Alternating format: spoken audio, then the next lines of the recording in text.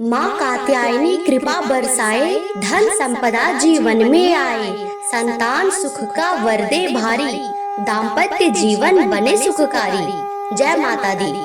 प्रिय भक्तों, आज चैत्र नवरात्रि की षष्ठी तिथि है और आज का दिन धन समृद्धि खुशहाली देने वाली ब्रज मंडल की अधिष्ठात्री माता कात्यायनी को समर्पित है। आज ही के दिन भगवान कृष्ण को पति के रूप में पाने के लिए गोपियों ने व्रत रखा था। इसीलिए आज के दिन माँ भगवती के छठे स्वरूप माँ कात्यायनी की विधि विधान से पूजा करने से और उनकी व्रत कथा सुनने से विवाह में आ रही बाधा दूर होती है और दाम्पत्य जीवन सुखमय बीतता है। निपुत्रों को पुत्र रत्न की प्राप्ति होती है, निर्धनों को धन समृद्धि मिलती है, व्यक्ति की सारी मनोकामना पूरी होती है और माँ दुर्गा की असीम कृपा बनी रहती है। प्रिय भक्तों, अब सुनिए चैत्र नवरात्रि के दिन सुनी जाने वाली माता कात्यायनी की और माता छिन्नमस्ता की कथा, जिनको आज के दिन जरूर ही श्रवण करना चाहिए। तो पहली कथा में सुनिए माता कात्यायनी की कथा।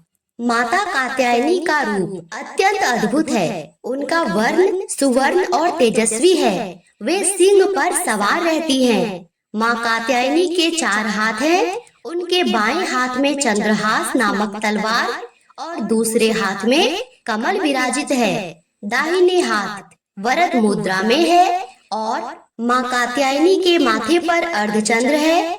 माँ आद्या शक्ति माँ भगवती ने कात्यायन महर्षि की पुत्री रूप में धरा पर जन्म लिया था। जब पृथ्वी पर असुरों का उत्पात बहुत अधिक बढ़ गया, तब मुनि ऋषियों समस्त प्राणियों को दुष्ट असुरों के अत्याचार से मुक्ति दिलाने के लिए माँ आदि शक्ति कात्यायनी स्वरूप में प्रकट हुई थी। कत नामक एक प्रसिद्ध महर्षि थे। उनके पुत्र का नाम कात्य ऋषि था। इन्हीं कात्य ऋषि के गोत्र में अति प्रसिद्ध महर्षि कात्यायन का जन्म हुआ। महर्षि कात्यायन माता जगदम्बा के परम भक्त थे। महर्षि कात्यायन की प्रबल इच्छा थी कि माँ भगवती उनके घर पुत्री के रूप में जन्म ले। माँ जगदम्बा की उपासना करते हुए उन्होंने बहुत वर्षों तक बड़ी कठोर तपस्या की, कठिन साधना की। तब जाके माँ भगवती ने उनकी तपस्या से प्रसन्न होकर महर्षि कात्यायन को दर्शन दिए। महर्षि कात्यायन ने माँ जगदम्बा से अपने घर में पुत्री के रूप में जन्म लेने का आग्रह किया। इस पर माँ जगदम्बा ने प्रसन्न होकर उन्हें तथास्तु कहा और महर्षि कात्यायन के घर में पुत्री रूप में जन्म लेना स्वीकार किया। और इस प्रकार महर्षि कात्यायन की पुत्री के रूप में माँ आदि शक्ति जगदम्बा ने जन्म लिया। उस समय धरती पर महिषासुर नामक राक्षस का अत्याचार अत्यंत बढ़ गया था। असुरों ने धरती के साथ साथ स्वर्ग में भी सभी देवताओं को पराजित करके उन्हें अत्यंत कष्ट प्रदान किया। त्रिदेव के तेज पुंज से प्रकट हुई देवी ने ऋषि कात्यायन के घर पर चैत्र मास के षष्ठी तिथि के दिन जन्म लिया। इसके बाद ऋषि कात्यायन ने माँ का पूजन 3 दिन तक किया और 10वीं तिथि के दिन माँ दुर्गा ने महिषासुर का अंत कर दिया।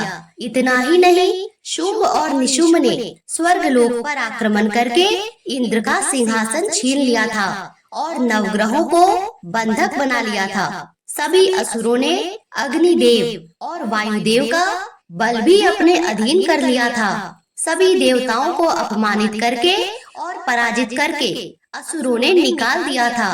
तब सभी देवता देवी की शरण में आए और उनसे प्रार्थना की कि वह उन्हें असुरों के अत्याचार से मुक्ति प्रदान करे। तब माँ ने सभी असुरों का वध करके देवताओं को अपना अधिकार वापस दिलाया था और इस प्रकार महिषासुर का वध करने के कारण देवी को महिषासुर मर्दनी भी कहा जाता है। माँ दुर्गा ने इस स्वरूप में राक्षसों का विनाश करके ऋषि मुनियों और धर्म की रक्षा की थी। देवी कात्यायनी ऋषि कात्यायन की तपस्या के फल स्वरूप उनकी पुत्री के रूप में प्रकट हुई और उन्होंने धरती पर धर्म की रक्षा की।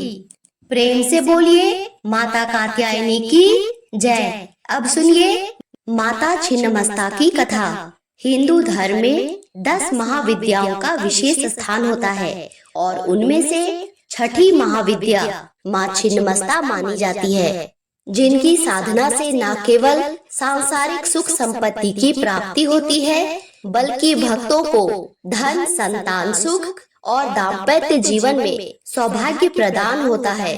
प्राचीन काल की बात है, कैलाश पर्वत की पावन भूमि पर जहाँ भगवान शिव और माता पार्वती का दिव्य निवास था, वहाँ एक दिन देवी पार्वती ने अपने 2 प्रिय सहचरियों डाकिनी और शाकिनी के साथ पृथ्वी पर जाने का निश्चय किया।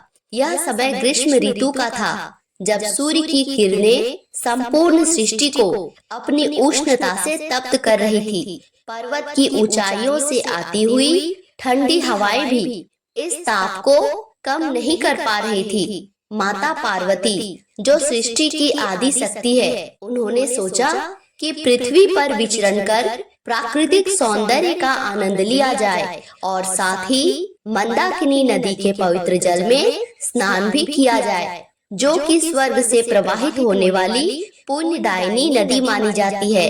मंदाकिनी नदी का जल न केवल शरीर को शीतलता प्रदान करता था, बल्कि इसकी धारा में स्नान करने से आत्मा की भी शुद्धि होती है। जब माँ पार्वती अपनी सहचरियों के साथ नदी के किनारे पहुँची, तो वहाँ का दृश्य अत्यंत मनमोहक था। मंदाकिनी की नीलवर्णी जलधारा सूर्य की किरणों में स्फटिक के समान चमक रही थी। तट के दोनों ओर हरे भरे वृक्षों की छाया फैली हुई थी, जिस पर रंग बिरंगे पक्षी मधुर स्वर में गान कर रहे थे। देवी पार्वती ने चारों ओर देखा और मंद मुस्कान के साथ कहा, यह स्थान अत्यंत पवित्र और मनोहर है। यहाँ स्नान करने से शरीर और आत्मा दोनों शुद्ध हो जाएंगे। यह सुनकर डाकिनी और शाकिनी ने प्रसन्नता पूर्वक सहमति जताई। इसके बाद माँ ने अपने कमल जैसे कोमल चरणों को नदी के जल में डुबोया और जैसे ही उन्होंने उसमें प्रवेश किया, जल धारा स्वर्णिम आभा से प्रकाशित हो उठी। देवताओं ने आकाश से पुष्पों की वर्षा की, क्योंकि माँ का स्पर्श पाकर मंदाकिनी स्वयं धन्य हो गई थी।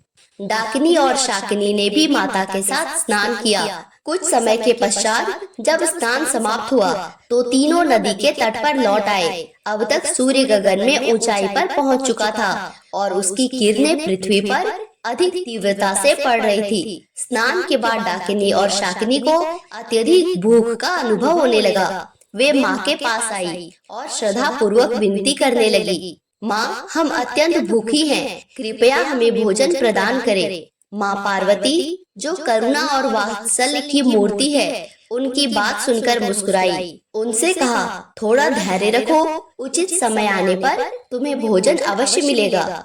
डाकिनी और शाकिनी ने सिर हिलाया, परंतु उनकी भूख इतनी प्रबल थी कि वे अत्यधिक देर तक प्रतीक्षा नहीं कर पाई। कुछ ही क्षण के बाद उनकी भूख और बढ़ गई, तो उन्होंने पुनः माँ से प्रार्थना की, हे माता, अब हमारी भूख असहनीय हो रही है, हम और प्रतीक्षा नहीं कर सकते, कृपया हमें तुरंत भोजन दे।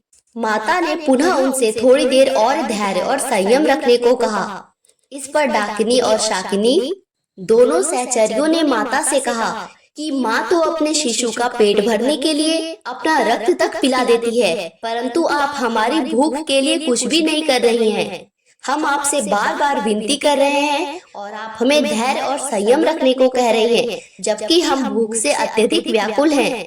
यह सुनकर माता पार्वती को क्रोध आ जाता है। अपने खड्ग का आवाहन करके उन्होंने अपने सिर को ही स्वयं काट दिया, जिससे उनके धड़ से रक्त की 3 धाराएं निकलने लगी। पहली रक्त धारा डाकिनी के मुख में प्रवाहित हुई, जिससे उसकी भूख शांत हुई। दूसरी रक्त धारा शाकिनी के मुख में गई और वह भी तृप्त हो गई।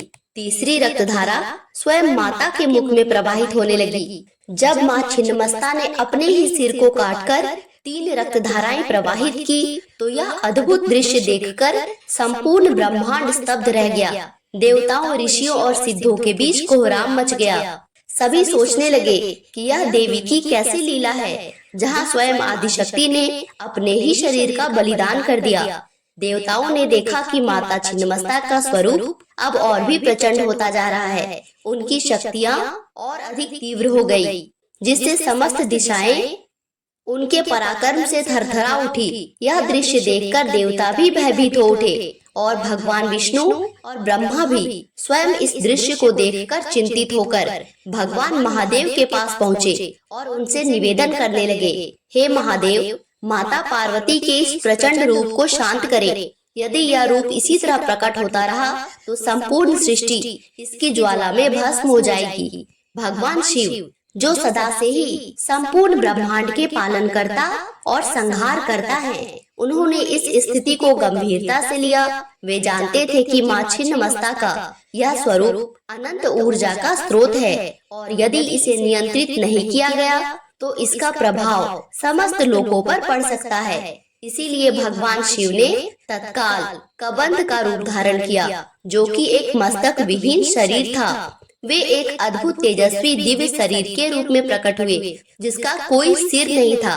उनके इस अद्वितीय स्वरूप ने मां छिन्नमस्ता की ऊर्जा को अपनी ओर आकर्षित करना शुरू कर दिया। जैसे ही शिवजी ने यह रूप धारण किया, उनकी अद्भुत ऊर्जा ने मां के प्रचंड स्वरूप को धीरे धीरे शांत करना शुरू कर दिया। मां छिन्नमस्ता, जो अब तक प्रलयकारी रूप से दीप्त थी, धीरे धीरे अपनी मूल अवस्था में आने लगी और जब उनका उग्र रूप पूर्ण रूप से शांत हो गया, तब समस्त देवताओं ने उनका स्तवन किया, उनकी महिमा का गुणगान किया और मां के इस स्वरूप का वंदन किया।